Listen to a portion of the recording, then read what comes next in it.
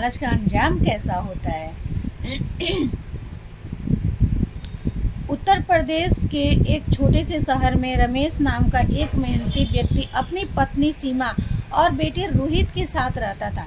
रमेश की एक छोटी किराने की दुकान थी। उसकी आमदनी ज़्यादा नहीं थी, लेकिन परिवार खुशहाल था। उसी मोहल्ले में विक्रम नाम का एक युवक रहता था। वह जल्दी अमीर बनने के सपने देखता था। मेहनत करने के बजाय हमेशा ऐसे रास्ते खोजता था जिनसे कम समय में ज़्यादा पैसा मिल सके।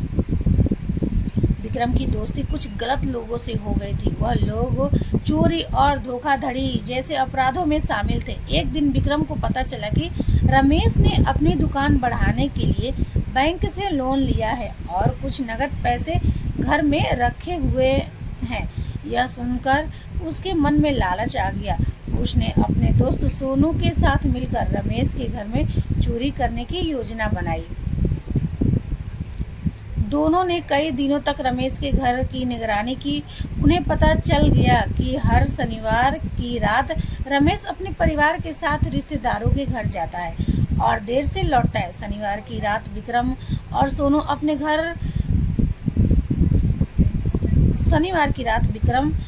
सोनू अपने चेहरे ढककर रमेश के घर पहुंचे। उन्होंने पीछे की खिड़की तोड़ी और अंदर घुस गए, लेकिन उस दिन उनकी किस्मत खराब थी। रमेश किसी कारण रिश्तेदारों के घर नहीं गया था और घर में मौजूद था।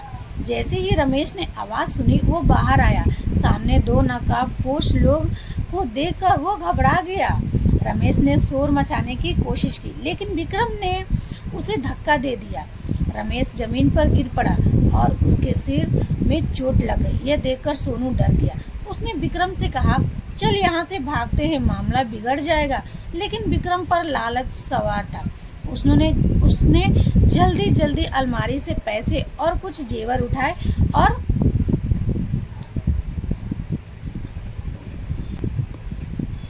दोनों वहां से फरार हो गए। कुछ देर बाद पड़ोसियों ने रमेश को घायल अवस्था में देखा और तुरंत अस्पताल पहुंचाया। साथ ही पुलिस को भी सूचना दी गई। मामला स्थानीय पुलिस स्टेशन पहुंचा।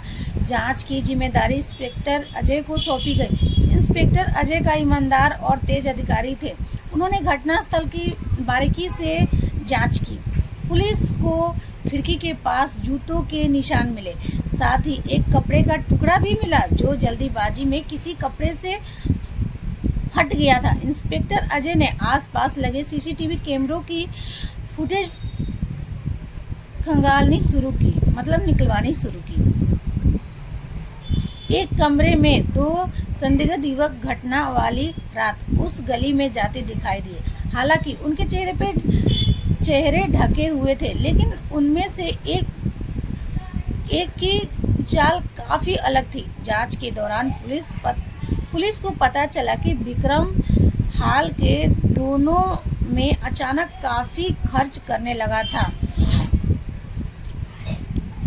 जबकि उसके पास कोई नौकरी भी नहीं थी। पुलिस ने विक्रम को पूछताछ के लिए बुलाया। पहले तो उसने खुद को निर्दोष बताया, लेकिन जब पुलिस ने सीसीटीवी फुटेज और अन्य सबूत उसके सामने रखे तो वो घबरा गया। उसी समय पुलिस ने उसके घर की तलाशी ली। वहाँ से चोरी किए गए कुछ जेवर और नकदी बरामद हुए, मतलब पैसे। अब विक्रम के पास बचने का कोई रास्ता नहीं था। कड़ाई से पूछताछ करने पर उसने अपना अपराध कबूल कर लिया और सोनू का नाम भी बता दिया। पुलिस ने कुछ ही घंटों में सोनू को भी गिरफ्तार कर लिया। पूछताछ में विक्रम रोते हुए बोला, मैं जल्दी अमीर बनना चाहता था। मुझे लगा एक चोरी से मेरी ज़िंदगी बदल जाएगी, लेकिन मैंने अपनी ज़िंदगी ही बर्बाद कर ली। कुछ महीनों बाद अदालत में मुकदमा चला। सभी सबूतों और गवाहों के आधार पर न्यायाधीश ने विक्रम और सोनू को सजा सुनाई। रमेश धीरे धीरे स्वस्थ हो गया और अपने परिवार के साथ फिर से सामान्य जीवन जीने लगा। दूसरी ओर विक्रम जेल की सलाखों के पीछे अपने किए पर पछता रहा था। इस कहानी से आप लोगों को क्या मतलब क्या शिक्षा मिलती है, आप लोग ज़रूर बताना कमेंट में। तो इस कहानी से यह शिक्षा मिलती है, लालच इंसान से सही और गलत की पहचान छीन लेता है। अपराध का रास्ता चाहे कितना भी आसान हो क्यों ना लगे, उसका अंत हमेशा दुख, पछतावे और सज़ा में होता है। मेहनत और ईमानदारी से कमाया गया धन ही जीवन में सच्ची खुशी देता है। ये बात तो सच है कि मेहनत से कमाया हुआ हम नमक रोटी ही खाएं लेकिन बहुत सुकून मिलता है। तो आप लोग बताना कमेंट में कि ये स्टोरी थी, कैसी लगी आप लोग को। और मैं कोशिश करूँगी कि आगे भी ऐसे अच्छे स्टोरी आप लोग से शेयर करूँ। राधे राधे। सब्सक्राइब करना, लाइक करना मत भूलिएगा आप लोग। Bye bye everyone.